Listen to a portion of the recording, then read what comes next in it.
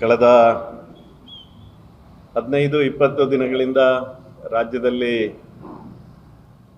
D K Shivakumar ಅವರ ನೇತೃತ್ವದ ಸರ್ಕಾರದ ವತಿಯಿಂದ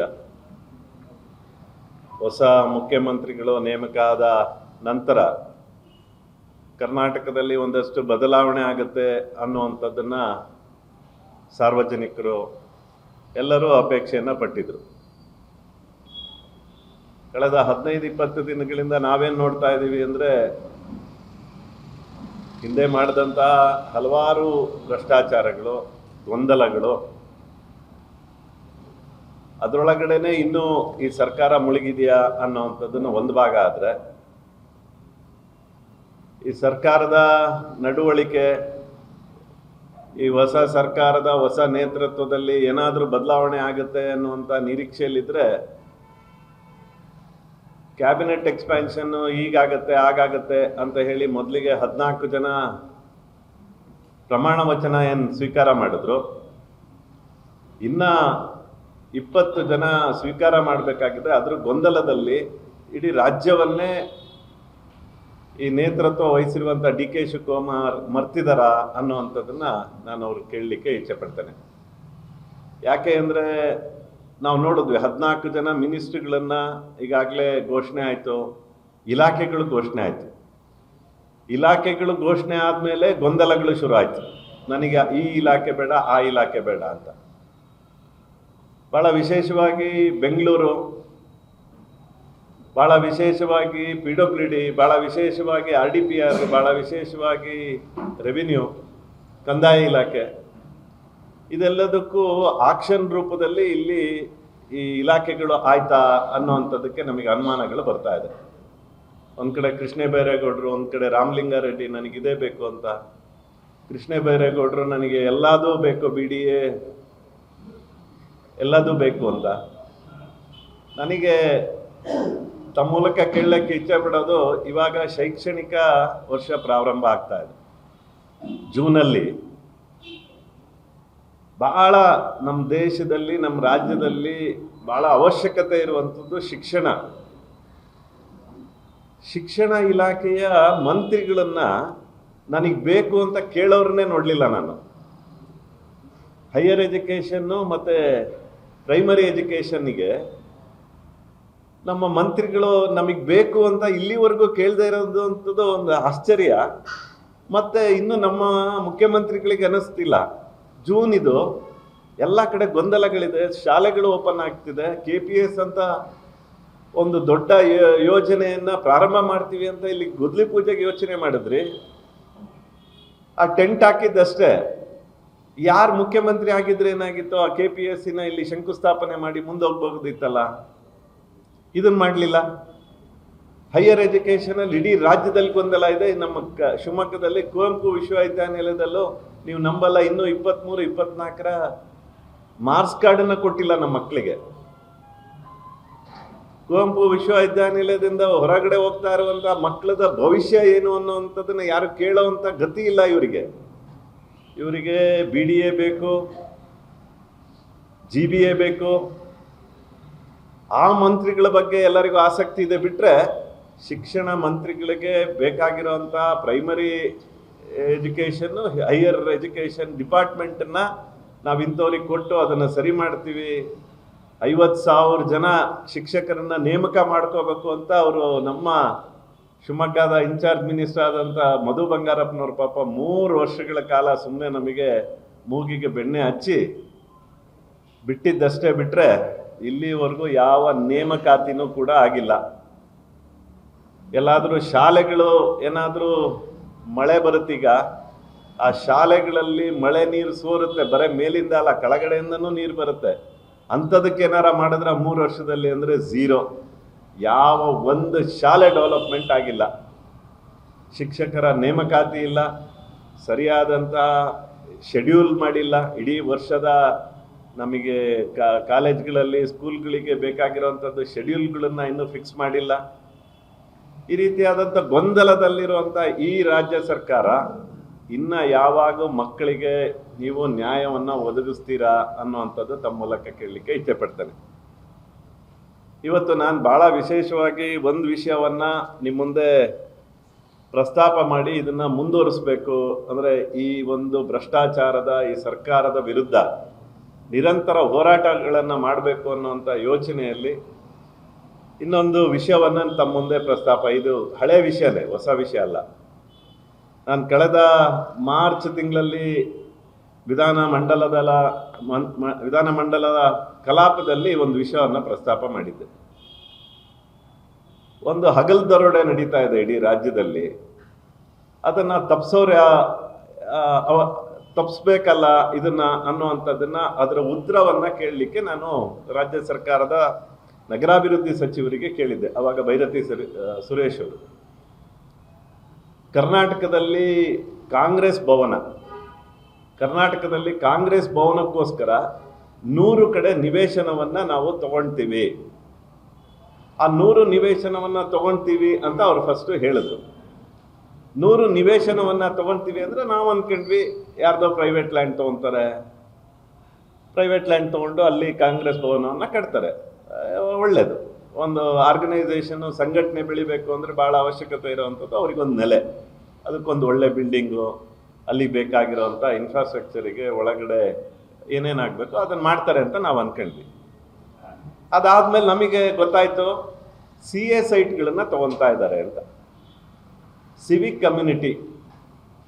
ಸಿವಿಕ್ ಕಮ್ಯುನಿಟಿದು ಭಾಳ ವಿಶೇಷವಾಗಿ ನಮ್ಮ rules, Karnataka urban development authorities allotment of Civic community sales rule 1991 ಆಗುತ್ತೆ. ಅದಾದಮೇಲೆ the Karnataka planning authorities allotment of Civic community sales rules 2016 ಒಂದಾಗುತ್ತೆ. ಇದೆರಡರ ಪ್ರಕಾರ CA ಸೈಟ್ಗಳನ್ನು ಯಾರಿಗೆ ಕೊಡಬೇಕು ಅಂತ ಭಾಳ ಸ್ಪಷ್ಟವಾಗಿದೆ. ಶಿಕ್ಷಣ ಸಂಸ್ಥೆಗಳಿಗೆ, ಆಸ್ಪತ್ರೆಗಳು ಮತ್ತು ಆರೋಗ್ಯ ಸಂಸ್ಥೆಗಳಿಗೆ, ಧಾರ್ಮಿಕ ಮತ್ತು ಸಾಂಸ್ಕೃತಿಕ ಸಂಸ್ಥೆಗಳಿಗೆ, ಚಾರಿಟಬಲ್ ಟ್ರಸ್ಟು, ಸಾಮಾಜಿಕ ಸೇವಾ ಸಂಸ್ಥೆಗಳು, ಅಂಗವಿಕಲ ಕಲ್ಯಾಣ ಸಂಸ್ಥೆಗಳು, ಸರ್ಕಾರಿ ಮತ್ತು ಸಾರ್ವಜನಿಕ ಉಪಯೋಗದ ಸಂಸ್ಥೆಗಳು. ಸರಿ, ನಾನು ಒಪ್ಕೊಂತೀನಿ. ಕಾಂಗ್ರೆಸ್ ಭವನ ಅಲ್ಲಿ ಭಾಳ ಸಾರ್ವಜನಿಕ ಒಳ್ಳೊಳ್ಳೆ ಕೆಲಸಗಳನ್ನು ಮಾಡ್ಬೋದು ಅಂತ ಒಪ್ಕೊಂತೀನಿ. ಬರೀ ರಾಜಕೀಯ ಕ್ಷೇತ್ರದಲ್ಲಿ ಮಾತ್ರ ಅಲ್ಲ, ಅವರು ಬೇರೆ ಸಾಂಸ್ಕೃತಿಕ, ಸಾರ್ವಜನಿಕ, ಶಿಕ್ಷಣ, ಧಾರ್ಮಿಕ ಚಟುವಟಿಕೆಗಳನ್ನು ಮಾಡ್ಬೋದು ಅಂತ ಒಪ್ಕೊಂತೀನಿ. ಕಾಂಗ್ರೆಸ್ ಭವನಕ್ಕೆ ಅಲಾಟ್ ಆಗುತ್ತೆ, CA ಸೈಟನ್ನು ತೊಗೊತಾರೆ. CA ಸೈಟನ್ನು ತೊಗೊಳೋದು ಹೆಂಗೆ ಅಂದರೆ, ಹೊಸ 2016, ಅದಾದಮೇಲೆ 2023ಕ್ಕೆ ಒಂದು ಅಮೆಂಡ್ಮೆಂಟ್ ಆಗುತ್ತೆ. CA ಸೈಟು ನಿಮಗೂ ಗೊತ್ತಿದೆ, ನಿಮಗೂ ಸಿಕ್ಕಿರುವಂಥ ಸುಮಾರು ಕಡೆ ಸಂಘ ಸಂಸ್ಥೆಗಳಿಗೆ ಏನಕ್ಕೋಸ್ಕರ CA ಸೈಟನ್ನು ಕೊಡ್ತಾರೆ ಅನ್ನೋಂಥದ್ದು ನಮಗೆ ಗೊತ್ತಿದೆ. CA ಸೈಟನ್ನು ಕೊಡೋವಂಥದ್ದು ಒಂದು, ಅಲ್ಲಿ sub registrar value, guidance value, market value, ಇದೆಲ್ಲರ ಜೊತೆಗೆ ಸಬ್ ರಿಜಿಸ್ಟ್ರಾರ್ ವ್ಯಾಲ್ಯೂ SR ವ್ಯಾಲ್ಯೂನ 20-30%ಗೆ ನಮಗೆಲ್ಲ CA ಸೈಟ್ ಅಂತ ಕೊಟ್ಟಿದ್ದು.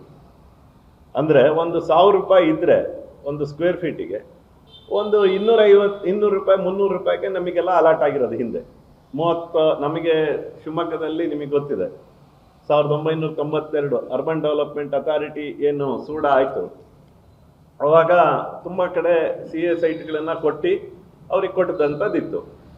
ನಮಗೆ 1000 ರೂಪಾಯಿದು 200 ರೂಪಾಯಿಗೆ ಸಿಕ್ಕಿದೆ CA ಸೈಟ್. ಅದು 30 ವರ್ಷ ಲೀಸಿಗೆ ಕೊಡ್ತಾರೆ. 30 ವರ್ಷ ಆದಮೇಲೆ ರಿನ್ಯೂವಲ್ ಮಾಡೋದು ಅಂತ 22-23ರಲ್ಲಿ ಒಂದು ಅಮೆಂಡ್ಮೆಂಟ್ ಆಗುತ್ತೆ. ಏನು ಅಮೆಂಡ್ಮೆಂಟ್ ಆಗುತ್ತೆ ಅಂದರೆ, SR ವ್ಯಾಲ್ಯೂಗೆ CA ಸೈಟನ್ನು ಕೊಡಬೇಕು ಅಂತ. ಅಂದರೆ 1000 ರೂಪಾಯಿ ಇತ್ತು SR value, sub register value. 1000 ರೂಪಾಯಿ ಇದ್ದರೆ 1000 ರೂಪಾಯಿಗೆ ಕೊಡಬೇಕು ಅನ್ನೋವಂಥದ್ದು ಅಮೆಂಡ್ ಆಯಿತು. ಹಾಗಾಗಿ ನಾನು ಕಳೆದ 3 ವರ್ಷ ಶಿವಮೊಗ್ಗದ CA ಸೈಟ್ಗಳು ಎಷ್ಟು ಖಾಲಿ ಇದೆ, ಎಷ್ಟು ಅಪ್ಲಿಕೇಶನ್ ಬಂದಿದೆ ಅಂತ ನಾನು ಕೇಳಿದ್ದೆ ನನ್ನ ಕ್ವಶನಲ್ಲಿ. ನಾನು ಒಂದು 6 ತಿಂಗಳ ಕೆಳಗಡೆ ಕೇಳಿದಂಥ ಸಂದರ್ಭದಲ್ಲಿ ನಾನು ಕೇಳಿದ್ದೆ, ಎಷ್ಟು CA ಸೈಟು SR ವ್ಯಾಲಿಗೆ ನೀವು ಕೊಡ್ತೀರಾ ಅಂದಮೇಲೆ ಎಷ್ಟು ಅಪ್ಲಿಕೇಶನ್ ಬಂದಿದೆ ಅಂತ. 287 ಸೈಟು ಶಿವಮೊಗ್ಗ ನಗರದಲ್ಲಿರುವಂಥ ಅರ್ಬನ್ ಡೆವಲಪ್ಮೆಂಟಿಂದ ಇರುವಂಥದ್ದು, ಒಂದೇ ಒಂದು ಅಪ್ಲಿಕೇಶನ್ ಬಂದಿಲ್ಲ ಕಳೆದ 3 ವರ್ಷದಲ್ಲಿ. ಅಷ್ಟು ಖಾಲಿ ಇದೆ. ಯಾತಕ್ಕೋಸ್ಕರ ಅಂದರೆ, ಇವರು SR ವ್ಯಾಲಿಗೆ ರಿಜಿಸ್ಟರ್ ಮಾಡ್ತಾ ಇದ್ದಾರೆ.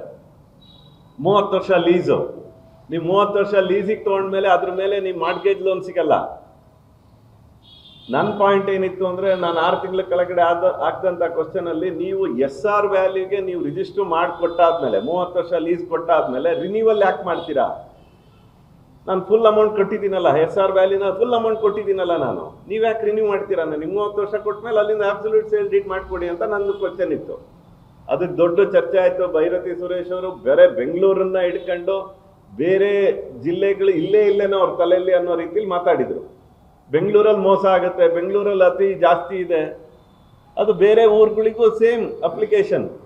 ನಮ್ಮದು ಕ್ಯಾಟಗರಿ, ನಮ್ಮದು ಟೈರ್ 2 ಟೈರ್ 3 ಸಿಟೀಸಲ್ಲಿ ಬೆಂಗಳೂರಲ್ಲಿ SR ವ್ಯಾಲ್ಯೂಗೂ ಇದಕ್ಕೂ ಭಾಳ ವ್ಯತ್ಯಾಸ ಇಲ್ಲ. ಇಲ್ಲಿ ಒಂದು 1000 ರೂಪಾಯಿ ಇದ್ದರೆ 2000 ರೂಪಾಯಿ ಮಾರ್ಕೆಟ್ ವ್ಯಾಲ್ಯೂ ಇರ್ಬೋದು ಇಲ್ಲಿ ಶಿವಮೊಗ್ಗ ಅಂತ ಊರಲ್ಲಿ, ಎಲ್ಲ ಕಡೆ ಎಕ್ಸೆಪ್ಟ್ ಬೆಂಗಳೂರು. ಇದನ್ನು ಮಾಡಿದಾಗ ಇಲ್ಲ 10,000 ರೂಪಾಯಿ ಇರುತ್ತೆ ಮಾರ್ಕೆಟ್ ಪ್ರೈಸು, SR ವ್ಯಾಲ್ಯೂ 1,000 ರೂಪಾಯಿ ಇರುತ್ತೆ ಅಂತ ಇದೇ ಭೈರತಿ ಸುರೇಶ್ ಅವರು. ಅದಕ್ಕೆ ನಾನು ವಾದ ಮಾಡಿದಂಥವ್ರು, ಕಾಂಗ್ರೆಸ್ ಭವನಕ್ಕೆ ನೀವು CA ಸೈಟನ್ನೆಲ್ಲ ತೊಗೊಂಡ್ರಲ್ಲ, ಏನು ವ್ಯಾಲ್ಯೂ ಮಾಡಿದ್ರಿ ಅಂತ ಕೇಳಿದ್ದೆ ನಾನು. ಏನು ವ್ಯಾಲ್ಯೂ ಮಾಡಿದ್ರಿ ಅಂತ 23 ಕಡೆ ನಾನು ಡೀಟೇಲ್ಸ್ ಎಲ್ಲ ನಿಮಗೆ ಕಳಿಸ್ತೀನಿ. 23 ಕಡೆ ಇವ್ರು ಆಲ್ರೆಡಿ ರಿಜಿಸ್ಟರ್ ಮಾಡ್ಕೊಂಡಿದ್ದಾರೆ. 23 ಕಡೆನೂ ಯಾವ ರೇಟಿಂಗ್ ಮಾಡ್ಕೊಂಡಿದ್ದಾರೆ ಅಂದರೆ SR ವ್ಯಾಲ್ಯೂನ 5% ಮಾಡ್ಕೊಂಡಿದ್ದಾರೆ.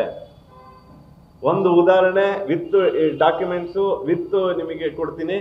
ತುಮಕೂರಿನಲ್ಲಿ ಆದಂಥ ಕಾಂಗ್ರೆಸ್ ಭವನಕ್ಕೆ 1 ಎಕರೆ ಜಾಗ CA ಸೈಟನ್ನು ತೊಗೊಂಡಿದ್ದಾರೆ. ಅದು ಅಲ್ಲಿನ SR ವ್ಯಾಲ್ಯೂ, ಮಾರ್ಕೆಟ್ ವ್ಯಾಲ್ಯೂ ಅಲ್ಲ, ನಾನು ಹೇಳ್ತಿಲ್ಲ. ಅವ್ರು ಹೇಳ್ದಂಗೆ ಮಾರ್ಕೆಟ್ ವ್ಯಾಲ್ಯೂ 10 ಪಟ್ಟು, ನಾನು ಹೇಳ್ತಿರೋದು SR ವ್ಯಾಲ್ಯೂ 1,70,00,000 ಇದೆ. ಅದನ್ನು ಬರೆದಿದ್ದಾರೆ ಡಾಕ್ಯುಮೆಂಟಲ್ಲಿ. 1,70,00,000 ವ್ಯಾಲ್ಯೂ ಇರುವಂತಹ CA ಸೈಟನ್ನು 5% 8.5 ಲಕ್ಷಕ್ಕೆ ರಿಜಿಸ್ಟರ್ ಮಾಡ್ಕೊಂಡಿದ್ದಾರೆ.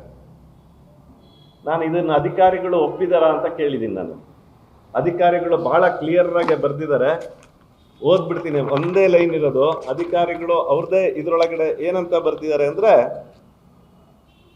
ಮುಂದುವರೆದು ಸರ್ಕಾರದ ಆದೇಶ ಸಂಖ್ಯೆ ಎಲ್ಲ ಬರೆದು ನಗರ ಸ್ಥಳೀಯ ಸಂಸ್ಥೆಗಳ ವ್ಯಾಪ್ತಿಯಲ್ಲಿನ ಸ್ವತ್ತುಗಳನ್ನು ಸಾರ್ವಜನಿಕ ಬಹಿರಂಗ ಹರಾಜು ಮೂಲಕ ನೀಡಲು ಮಾತ್ರ ಅವಕಾಶವಿರೋದ್ರಿಂದ ನಾಗರಿಕ ಸೌಲಭ್ಯ ನಿವೇಶನವನ್ನು ಹಂಚಿಕೆ ಮಾಡಲು ನಿಯಮಗಳಲ್ಲಿ ಅವಕಾಶವಿರುವುದಿಲ್ಲ ಅಂತ ಸರ್ಕಾರ ಬರೆಯುತ್ತೆ. ಆದರೆ ದಿನಾಂಕ 25/9/2025 ನಡೆದ ಸಚಿವ ಸಂಪುಟ ಸಭೆಯಲ್ಲಿ ಪ್ರಸ್ತಾಪಿತ ನಿವೇಶನದ ಮಾರುಕಟ್ಟೆ ಮೌಲ್ಯ ಅಂತ ಇಲ್ಲಿ ಹೇಳ್ತಾರೆ, SR ವ್ಯಾಲ್ಯೂ ಅಂತ ಅಲ್ಲಿ ಹೇಳ್ತಾರೆ, 5% ವಿಧಿಸಿ ಕಾಯಂ ಆಗಿ ಮಂಜೂರು. ಎಲ್ಲೆಲ್ಲಿ ಇವರು ಉಪಯೋಗಿಸ್ಕೊಂಡಿದ್ದಾರೆ ಅಂದರೆ ಕಾಯಮ್ಮು. ನಮಗೆಲ್ಲ ನಿಮಗೆಲ್ಲ ಕೊಟ್ಟಿರೋಂಥದ್ದೇನೋ 30 years ಲೀಸ್, ಅದಾದಮೇಲೆ ರಿನ್ಯೂವಲ್ ಮಾಡ್ಕೋಬೇಕು ಅಂತ. ಇವರು ಆದೇಶ ಏನು ಮಾಡ್ತಾರೆ, ಕಾಯಂ ಆಗಿ ಮಂಜೂರು ಮಾಡಲು ಸಚಿವ ಸಂಪುಟವು ಅನುಮೋದನೆ ನೀಡಿರುತ್ತದೆ, ಅದರಂತೆ ಈ ಕೆಳಕಂಡ ಆದೇಶ ಮಾಡ್ತಾರೆ.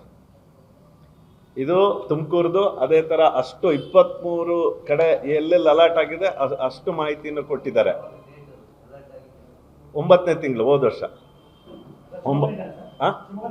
ಇಲ್ಲ ತುಮಕೂರಿದೆ. ಶಿವಮೊಗ್ಗದ ಶಿರಾಳಕೊಪ್ಪದು ಮೂವ್ ಆಗ್ತಾ ಇದೆ. ಈಗ ಶಿರಾಳಕೊಪ್ಪದು ಮೂವ್ ಆಗ್ತಾ ಇದೆ. ಇದು ರಾಜ್ಯಾದ್ಯಂತ ಒಟ್ಟು 23 ತಾಲೂಕುಗಳಲ್ಲಿ ತೊಗೊಂಡಿರುವಂಥದ್ದು. ಅವ್ರದ್ದು 100 ಇದೆ. ನಾನು ಆಯ್ತಾ ಇದನ್ನು ರೈಸ್ ಮಾಡಿದಾಗ ಭೈರತಿ ಸುರೇಶ್ ಅವ್ರು ಎಷ್ಟು ಬಂಡತನದ ಆನ್ಸರ್ ಹೇಳಿದ್ರು ಅಂದರೆ, ರೀ ಅರುಣ್ ಅವರೇ ನಿಮಗೂ ಅಲಾಟ್ ಮಾಡಿದ್ವಲ್ರಿ ಅಂದರು. ಇನ್ನೊಬ್ಬರು ಎದ್ನಿತ್ತು ಹೇಳಿದ್ರು, ಐವಾನ್ ಡಿಸೋಜಾ ಅವರು, BJP ಅವರು ತೊಗೊಂಡಿದ್ದಾರೆ ಅಂತ. ನಾನು ಅವಾಗಲೇ ಹೇಳಿದ್ದೆ, ನಮ್ಮ BJP ಭವನಗಳು ಎಲ್ಲೆಲ್ಲಿದೆ ಅದು ಯಾವ್ದಾರ CA ಸೈಟ್ ಒಂದು ತೋರಿಸಿದ್ರು ನಾನು ಏನು ಕೇಳ್ತೀವೋ ನಾವು ಒಪ್ಕೊಂತೀವಿ ಅಂತ. ಒಂದು ಅಕಸ್ಮಾತ್ ನಮ್ಮ ಅಂಗಸಂಸ್ಥೆಗಳು ಅಥವಾ ನಮ್ಮ ಪರಿವಾರದ ಸಂಘ ಸಂಸ್ಥೆಗಳಿಗೆ ಅಲರ್ಟ್ ಆಗಿದ್ರೆ, ಯಾವುದು CA ಸೈಟಿನ ಅವತ್ತಿನ SR ವ್ಯಾಲ್ಯೂ ಅಥವಾ ಅವತ್ತಿನ ಏನು ವ್ಯಾಲ್ಯೂ ಇತ್ತು ಅದಕ್ಕೆ ಮಾಡ್ಕೊಂಡಿದ್ವಿ ಬಿಟ್ಟರೆ ಲೀಗಲ್ ಆಗಿ 5%ಗೆ ಯಾರು ಮಾಡಿಲ್ಲ. ಇದು ಹಗಲ್ ದರೋಡೆ. ಇದು ನನ್ನ ಪ್ರಕಾರ 100 ಅಂದರೆ ಕನಿಷ್ಠ 1,000 ಕೋಟಿ ಬೆಲೆ ಬಾಳುವಂಥ ಆಸ್ತಿಯನ್ನು ಕೇವಲ 50 ಕೋಟಿಗೆ ಇವರು ಕಾಂಗ್ರೆಸ್ ಭವನಗಳನ್ನು ನಿರ್ಮಾಣ ಮಾಡಕ್ಕೆ ಹೊರಟಿದ್ದಾರೆ. ಇವರು ಕಾಂಗ್ರೆಸ್ ಅವ್ರು ಹೆಂಗೆ ಅಂದರೆ, ಗ್ಯಾರಂಟಿ ಸ್ಕೀಮ್ಗಳನ್ನ ಸರಿಯಾದ ವ್ಯಕ್ತಿಗಳಿಗೆ ಕೊಡಕ್ಕಾಗ್ತಿಲ್ಲ ಅಂತ ಹೇಳಿ ಮತ್ತೆ ಈಗ ರೀಸ್ಟ್ರಕ್ಚರ್ ಮಾಡ್ತಾ ಇರೋಂಥ ಸಂದರ್ಭದಲ್ಲಿ ಹಿಂಗೆ ಇವರೇ ಅನುಷ್ಠಾನ ಸಮಿತಿ ಅಂತ ಮಾಡಿ ಅನುಷ್ಠಾನ ಸಮಿತಿಯ ಮುಖಾಂತರ ಅವರಿಗೆ 106 ಕೋಟಿ ದುಡ್ಡು ಇವತ್ತು ಅವ್ರ ಕಾರ್ಯಕರ್ತರಿಗೆ ಕೊಡ್ತಾ ಇರೋದು. ಹಂಗಾರೆ ಅನುಷ್ಠಾನ ಸಮಿತಿ ಏನ್ ಮಾಡ್ತಿತ್ತು? ಅಧಿಕಾರಿಗಳನ್ನು ಬಿಟ್ರು, ಅಧಿಕಾರಿಗಳ ಮೇಲೆ ಅನುಷ್ಠಾನ ಸಮಿತಿ ಅಧ್ಯಕ್ಷಗಳನ್ನು ಮಾಡಿದ್ರು. ಇಡೀ ರಾಜ್ಯದಲ್ಲಿ ತಾಲೂಕಿಗೆ ಒಬ್ಬೊಬ್ರು, ಜಿಲ್ಲೆಗೆ ಒಬ್ಬೊಬ್ರು ಎಲ್ಲರಿಗೂ ಹಾಕಿದ್ರಲ್ಲ, ಅವರೆಲ್ಲ ಕುತ್ಕೊಂಡು ಏನ್ ಮಾಡ್ತಾ ಇದ್ರು? ಅವ್ರಿಗೆ 40,000 20,000 ರೂಪಾಯಿ ಕೊಟ್ರಲ್ಲ.